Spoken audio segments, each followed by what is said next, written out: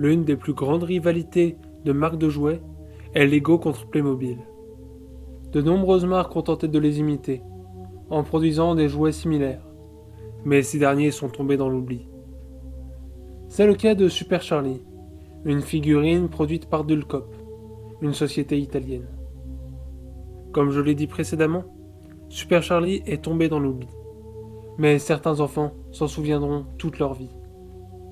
Au niveau du design, Super Charlie ressemble à un Playmobil, mais possède plus d'articulations et est plus petit. Pour différencier les figurines, les modèles reprennent divers métiers. Ainsi, il y a des figurines docteurs, infirmiers, pompiers, policiers ou encore chef cuisinier.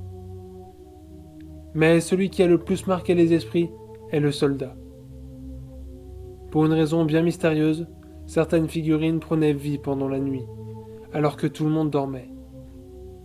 Elles grandissaient et se déplaçaient dans la chambre, lentement, sans un bruit. La plupart de ces jouets n'étaient pas menaçantes. Au contraire, ils assuraient une certaine protection et instauraient une atmosphère de confiance, apaisante et rassurante. Peut-être était-ce grâce à leur visage, simple et souriant. Mais sur le soldat, ce sourire était plutôt dérangeant, et son regard paraissait plus vide que sympathique. Surtout, son arme en plastique, qui paraissait inoffensive le jour, quand elle était de taille normale, était maintenant menaçante, et paraissait véritablement dangereuse.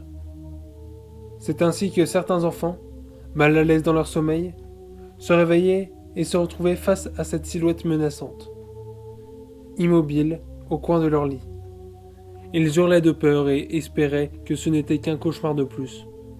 Mais bien évidemment, ce n'était pas le cas. Quand les parents arrivaient, la figurine avait repris sa taille normale.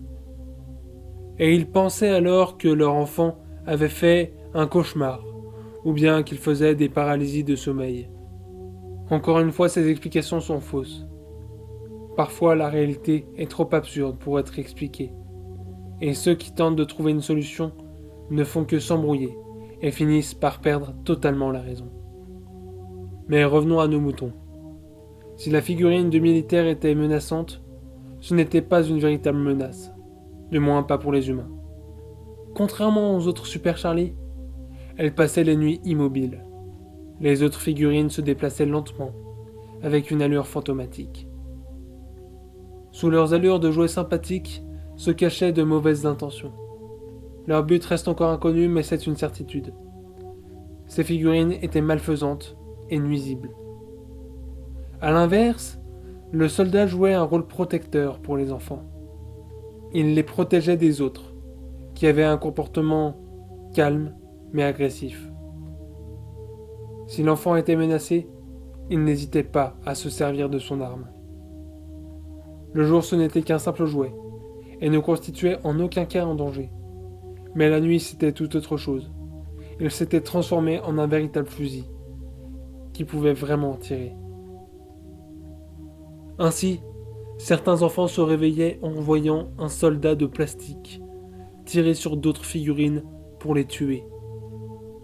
Je pense que maintenant vous comprenez le traumatisme de ces enfants. Mais je ne vous ai pas tout dit. Le plus étrange dans cette histoire, et ce qui la rend particulièrement effrayante, est que lorsque le soldat tirait sur les autres figurines, celles-ci saignaient.